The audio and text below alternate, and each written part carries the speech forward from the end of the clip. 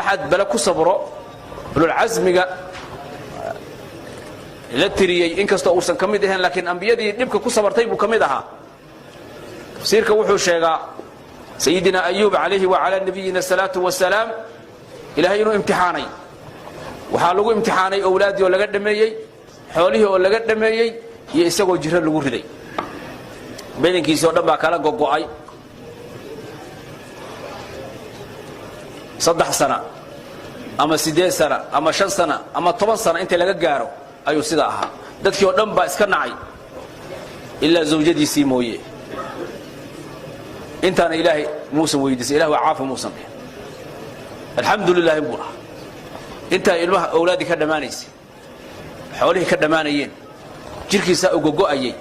jirkii oo dhan baa daadanaya hilibkii baa daadanaya lafihi baa fiidaha isugu sursuran yihiin bas خلاص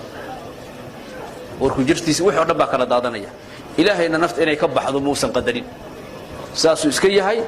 ilaahay tasbiixdiisa cibaadadiisu haya ilaahay oo caafi marna ma oranay maxaa yeelay ilaahayga uu bariyo ahadka arkayo khaaliqiisa ee weysadana yeelay adoonkiisii weey nabigiisii weey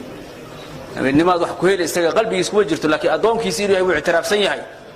laakiin wuxuu leeyahay cilmuhu bihali yakfini an su'ali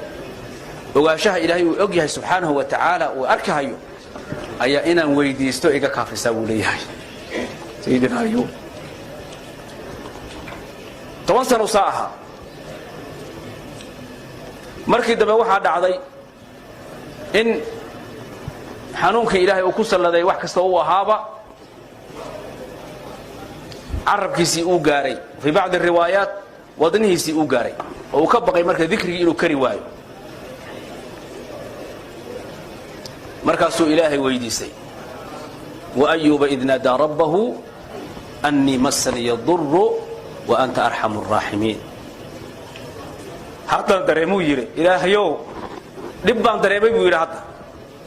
aduna arhamur rahimin baa tahay ilaahay wuxuu siinayaa nabiyullaahi ayub sabarka uu balaayada ku sabray